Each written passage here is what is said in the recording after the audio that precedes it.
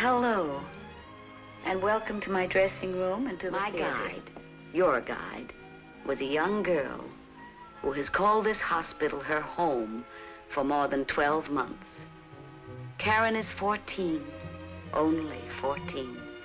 Such a wondrous age to be, already dreaming of glory to come, first party dress, first dancing slippers, completely equipped with wings. Such wonder Karen may never know.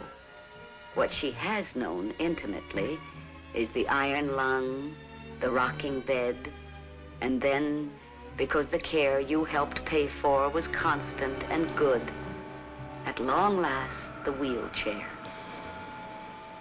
She introduced me to her friend Jeff, who missed one thing most in all his imprisoned world: laughter, his own laughter. For the iron lung can breathe for you, but it cannot laugh for you. Yes, I found young Jeff friendly and smiling, the next best thing to laughter.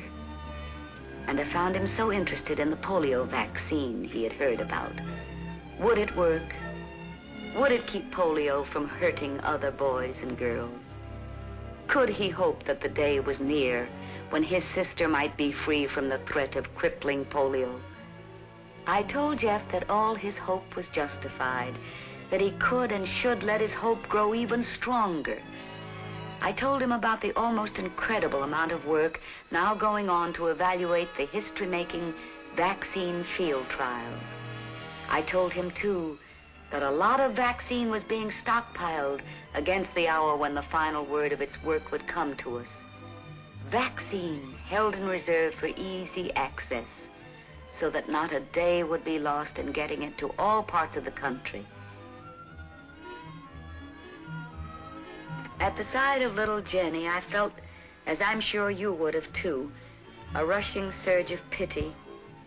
Felt too a raging indignation at the thought that for her, any vaccine would come too late. She's one of the new polio patients, stricken at the very time when hope of final victory over the disease is so high. And the bitter irony is that in many a home across the country, even where you and your children live, polio will strike again and again because we cannot stop it just yet. Just as it did here long, long ago, struck at a young woman a month before her baby was born. Her little boy is a healthy youngster and as happy as a child can be, who has never known his mother's arms holding him close.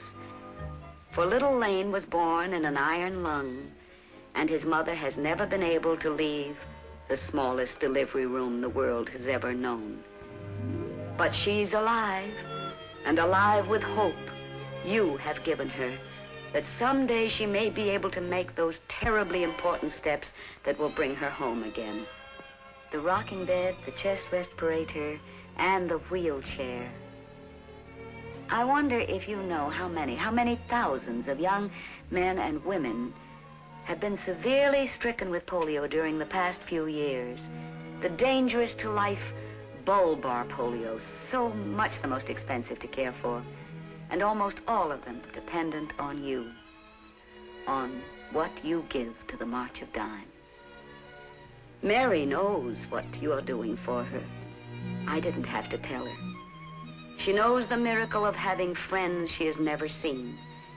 And you must continue to be her friends, and the friends of thousands like her, as together we do all within our power through your National Foundation to help return them to their real homes. And you make this possible. Oh, yes.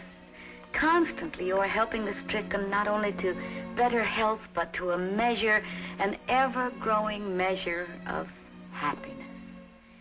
And the greatest happiness comes to these patients through hope, the hope that you give them.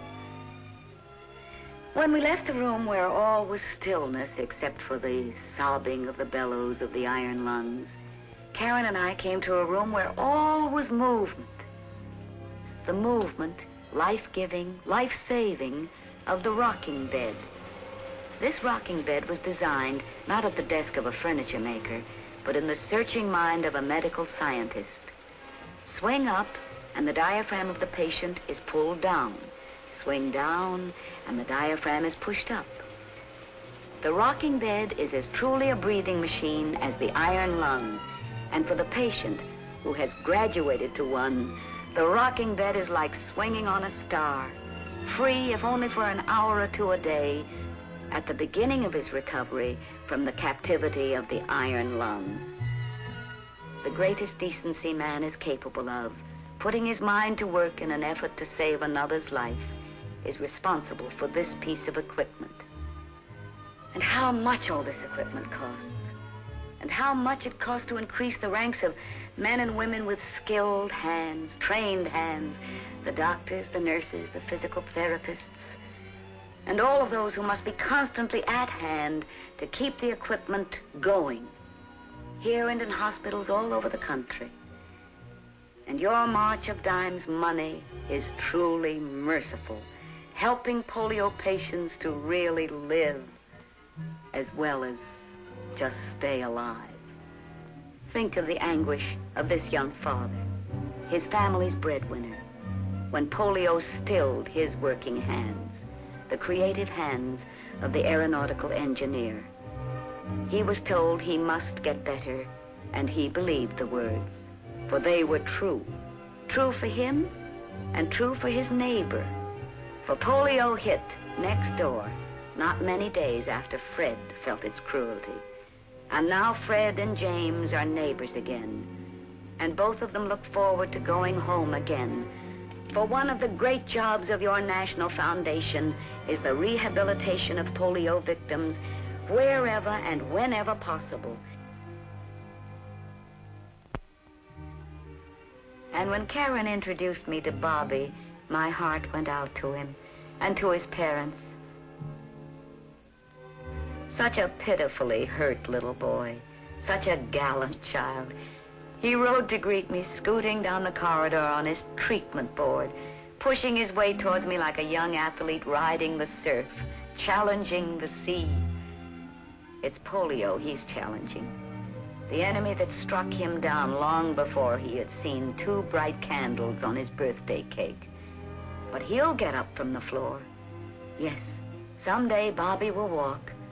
Not as your strong and healthy children, but the lurching walk of a child on crutches.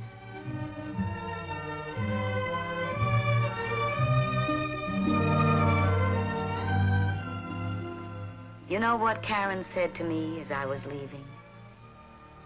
God be with you. Yes, God be with you, with all of you who are on the side of the angels. You saw with me only one of hundreds of hospitals where the country's polio-stricken lie, where the country's polio-stricken strive to get well, to go home again, to live again, even as you and I live. A vaccine will come, oh yes. But if it should come, even as I speak to you now, it would come too late for so many, so very many. I know that when you are asked to join the March of Dimes, you will join.